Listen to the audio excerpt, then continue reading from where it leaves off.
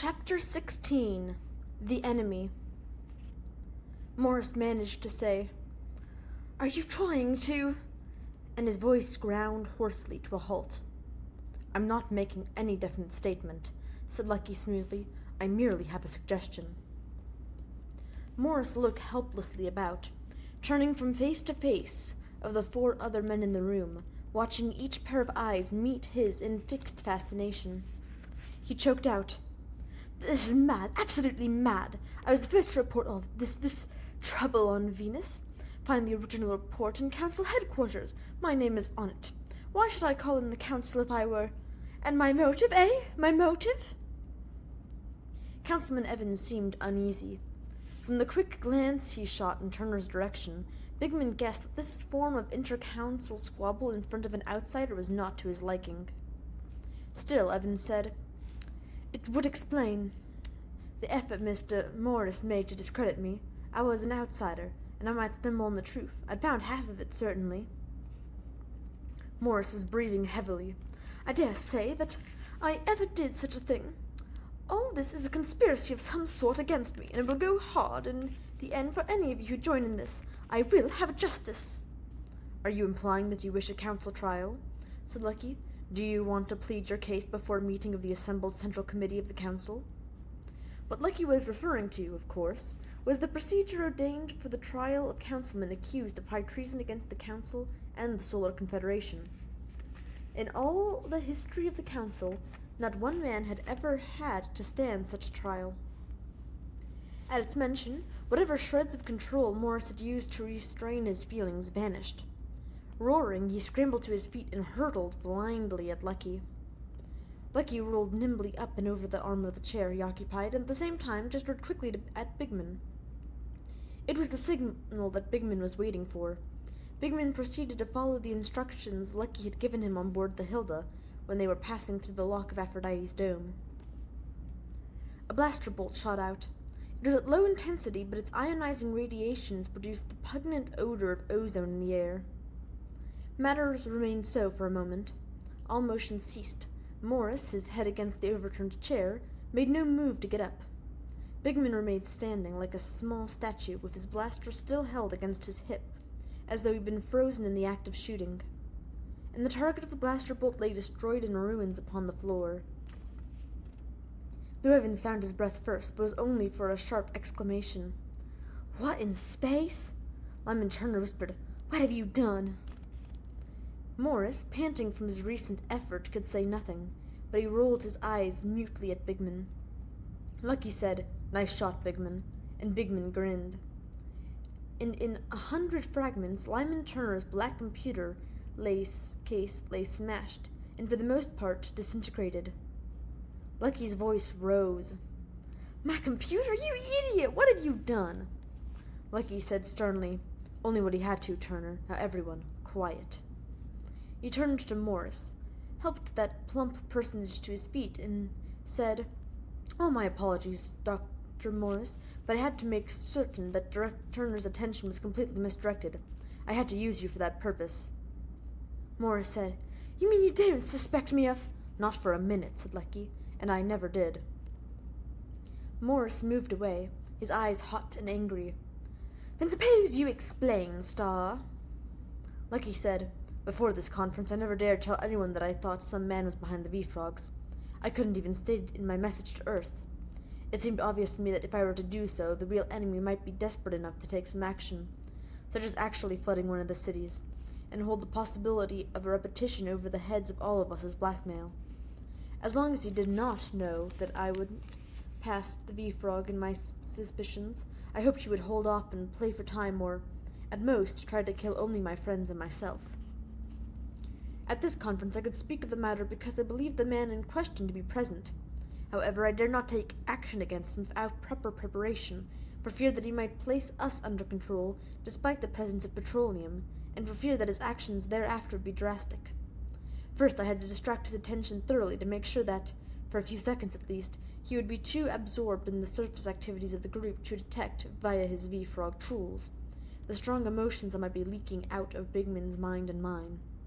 To be sure, there are no V-Frogs in the building, but He might well be able to use the V-frogs in other parts of the city, as he was able to use V-frogs out on the ocean's surface, miles away from Aphrodite. To distract him, then, I accused you, Dr. Morris. I couldn't warn you in advance because I wanted your emotions to be authentic, and they were admirably so. Your attack on me was all that I needed. Morris withdrew a large handkerchief from a sleeve pocket and mopped his glistening forehead. That was pretty drastic, Lucky, but I think I understand. Turner is the man, then? He is, said Lucky. Turner was on his knees, scrambling amongst the fused and shattered shards of his instrument. He looked up with hate-filled eyes. You've destroyed my computer. I doubt that it was a computer, said Lucky. It was too inseparable a companion of yours. When I first met you, you had it with you. You stated that you were using it to compute the strength of the inner barriers of the city against the threatened flood. Right now you have it with you presumably to help you if should require new computations for your discussions with Dr. Morris on the strength of those same inner barriers. Lucky paused, then went on with a hard calmness in his voice. But I came to see you in your apartment the morning after the threatened flood. I was merely planning to ask you some questions that involved no computing, and you knew that. Yet you had your computer with you. You could not bring yourself to leave it in the next room. It had to be with you, at your feet. Why? Turner said desperately. It was my own construction. I was fond of it. I always carried it with me. I should judge it weighed some 25 pounds. Rather heavy, even for affection. Could it be that it was the device you used to maintain touch with the V-frogs at all times? How do you intend to prove that? Flashed back Turner. You said I myself was a victim. Everyone here is witness to that. Yes, said Lucky. The man who, despite inexperience, so expertly barricaded himself with the dome lock got his information from you. But was that information stolen from your mind, or did you yourself donate it freely? Morris said angrily, Let me put the question directly, Lucky. Are you or are you not responsible for the epidemic of mental control, Turner? Of course I'm not, cried Turner. You can't do anything just on the say-so of a young fool who thinks he can make guesses and have them stick because he's on the council. Lucky said, Tell me, Turner, do you remember that night when a man sat at one of the dome locks with a lever in his hand? Do you remember it well? Quite well. You remember coming to me and telling me that if the locks were opened, the inner transite barrier would not hold and all of Aphrodite would be flooded? You were quite frightened, almost panicky. All right, I was. I still am. It's something to be panicky about. He added with his lip curling, unless you're the brave Lucky Starr. Lucky ignored that. Did you come to me with that information in order to add a little to the already existing confusion, to make sure we're all disconcerted long enough for you to maneuver Lou Evans out of the city in order that he might be safely killed in the ocean? Evans was hard to handle, and he had learned too much concerning the V-frogs.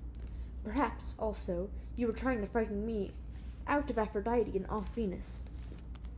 Turner said, This is all ridiculous. The inner barriers are inadequate. Ask Morris. He's already seen my figures.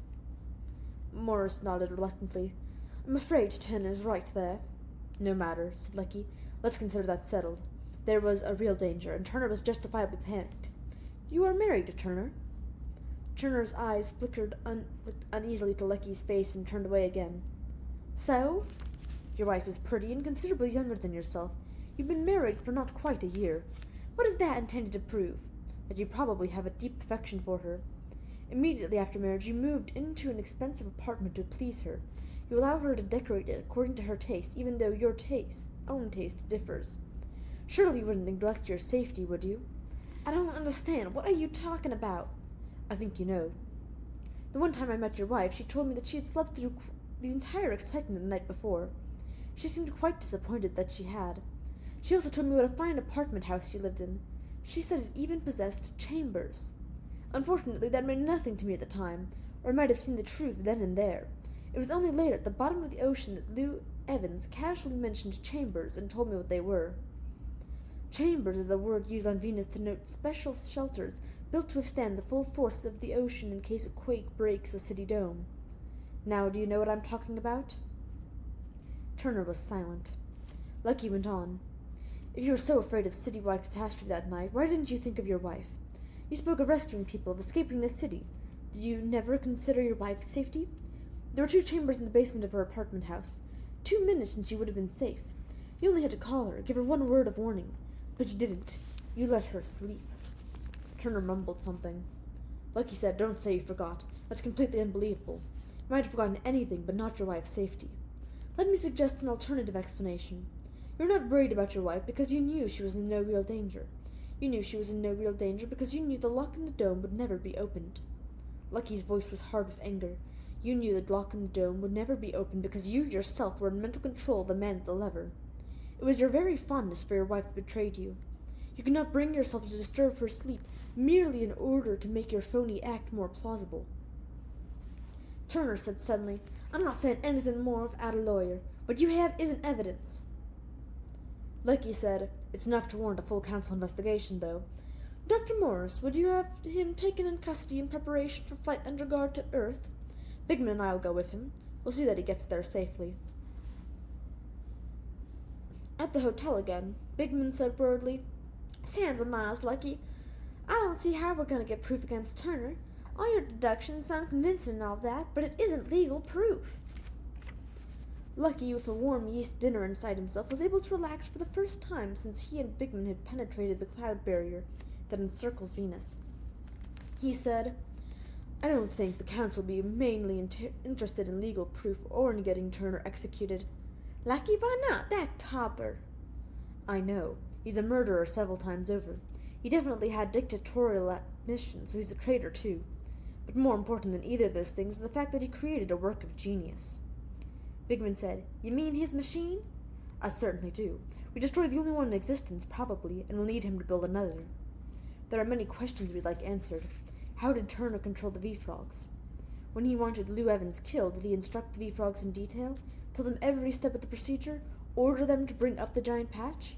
Or did he simply say, 'Kill Evans,' and allow the V-Frogs to do their jobs, like trained dogs, in whatever way they thought best? Then, too, can you imagine the use to which an instrument such as that can be put? It may offer us an entirely new method of attack on mental diseases, a new way of combating criminal impulses. It may even, conceivably, be used to prevent wars in the future, or defeat the enemies of Earth quickly and bloodlessly if a war is forced upon us. Just as the machine was dangerous in the hands of one ambition-riddled man, it can be very useful and beneficial in the hands of the Council." Bigman said, "Do you think the Council will argue him into building another machine?" "I think so, and with proper safeguards, too. If we offer him pardon and rehabilitation, with an alternative of life imprisonment with no chance of ever seeing his wife again, I think he'll agree to help. And of course, one of the first uses of the machine would be to investigate Turner's own mind, help cure it of his abnormal desire for power, and save for the service of humanity a first-class brain." The next day they would be leaving Venus, heading once again for Earth. Lucky thought with pleasant nostalgia of the beautiful blue sky of his home planet, the open air, the natural foods, the space and scope of land life. He said, "Remember, Bigman, it is easy to protect society by executing a criminal, but that will not bring back his victim. If one can cure him instead and use him to make life better and brighter for that society, how much more has been accomplished?" Well, that's the end of that book. Also, the council is sounding more and more, suspicious. But, I guess that's okay, it's in the scope of a book, but also, the council now has mind control. Yay! Alright, hope you all enjoy, and had a happy Thanksgiving. Bye!